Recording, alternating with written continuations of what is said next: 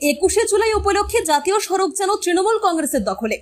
আজ ঐতিহাসিক 21শে জুলাই। তৃণমূল কংগ্রেসের পক্ষ থেকে এই দিনটি বিশেষভাবে শহীদদের স্মরণ করা হয়। পাশাপাশি আগামীতে তৃণমূল কংগ্রেস কোন পথে যাবে তার নীতি নির্ধারণ করেন দলনেত্রী মমতা বন্দ্যোপাধ্যায়। হুগলি জেলার ডানকুনির ওপর দিয়ে যে জাতীয় সড়ক চলে গেছে, গতকাল রাত থেকে সকাল পর্যন্ত প্রচুর সংখ্যক গাড়ি যাচ্ছে ধর্মতলার উদ্দেশ্যে। প্রায় প্রত্যেকটি গাড়িতেই দেখা যাচ্ছে তৃণমূলের দলীয় পতাকা লাগানো। হুগলি ও হাওড়ার বর্ডারের ডানকুনি এলাকায় খোলা হয়েছে সহায়তা কেন্দ্র। এর মধ্যে একটি ডানকুনির টোল প্লাজাতে ও অন্যটি মাইতিপাড়ায়।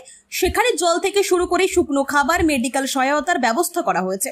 উপস্থিত ছিলেন স্থানীয় নেতৃত্ব ও দলীয় কর্মীরা। দায়িত্বে থাকা নেতৃত্বরা কি বলছেন দেখে নেব এক নজরে। ডানকুনি থেকে সুদীপ ভট্টাচার্যের রিপোর্ট, বেঙ্গল নিউজ এক্সপ্রেস।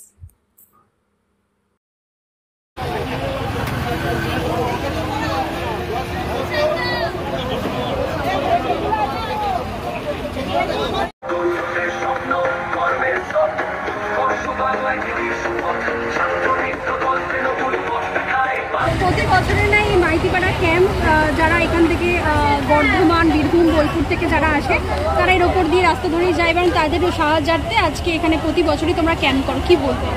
ব্যাপার হচ্ছে সকাল থেকে মানুষ যাচ্ছে, লক্ষাধিক মানুষ সকাল থেকে কাল রাত থেকে চলেছে। আমাদের ক্যাম্প হয়েছে, রাত্রি বেলা অবধি ক্যাম্প চলবে। কারণ এত মানুষ যাচ্ছে, একটু জল তেষ্টা জল পেতে পারে, ওয়েদারের এরকম অবস্থা, একটু গরম, সেখানে একটু জল, বিস্কুট, একটু শরবত আমরা ব্যবস্থা রেখেছি। আর সবচেয়ে একটা বড় ব্যাপার সেটা হচ্ছে ডানকুনি পৌরসভা থেকে মেডিকেল ক্যাম্প করা হয়েছে। রাস্তায় যেন কোনো বিপদ আপদ কারণ না হয়, যেন সবাই সুস্থভাবে যেতে পারে, এই একটাই প্রার্থনা করি, যেন কোনো অ্যাক্সিডেন্টের ঘটনা না ঘটে এবং সব মানুষ যেন সুস্থভাবে যায়। গাড়ি দেখতে পাওয়া যাচ্ছে, তারা ছাদে বসে যাচ্ছে। ছাদে বসে যাচ্ছে। দেখুন, আজকের দিনটা একটা এমন আবেগের দিন। মানুষ একটা বাস করছে, ছাদে বসেছে, পেছনে উঠেছে। আমরা বারবার করে বারণ করছি, ছাদে যারা আছে তারা ওখান থেকে দাঁড়াবে, বসবেন না। কিন্তু এখনও আজকের দিন অন্য দিন, যারা তৃণমূল কংগ্রেসকে ভালোবাসে, মমতা বন্দ্যোপাধ্যায়কে ভালোবাসে, আজকের দিন তাদের আবেগের দিন। আজকের দিনে মানুষের একটাই লক্ষ্য, আমরা পৌঁছবো ধর্মতলার মুখে, যেখানে আমাদের নেত্রী ভাষণ দেবে এবং আগামী রূপরেখা তৈরি হবে। ডানকুনি পৌরসভার পক্ষ থেকে এই মাইতিপাড়া প্রতি বছরই ক্যাম্প হয়, এবছরও ক্যাম্প হয়েছে। সর্বপ্রথম একটা কথা জানাই, আমি 10 দিন আগে হজ করে এসেছি। সকল মানুষের জন্য শুভকামনা জানিয়ে আমি একটা কথা বলি।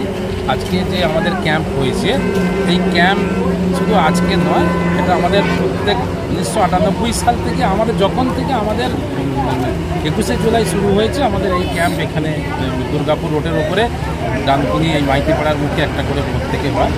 এই ক্যাম্পে সমস্ত ব্যবস্থা রাখা হয়েছে, যেখানে লক্ষ লক্ষ মানুষের একটা পথ চলাকালীন যে বাস গাড়ি ঘোড়ায় যাচ্ছে, কোন একটা বিপদ আপদ ঘটার জন্য, তার জন্য আমাদের অ্যাম্বুলেন্সের ব্যবস্থা রাখা আছে এবং তাদের জন্য পানীয় জল, শরবত সব ব্যবস্থা থাকে এবং আমাদের সমস্ত তৃণমূল কর্মীর টিম একটা এখানে ব্যবস্থা থাকে, তাদের কোনোরকম কোনো অসুবিধা না হয় ভবিষ্যৎটা দেখার জন্য। আর তাতে আমাদের মানুষ সর্বসময় এই সহযোগিতা এই ক্যাম্পের সাথে করে থাকে। মহিলারা রয়েছেন এখানে, কি বলবেন?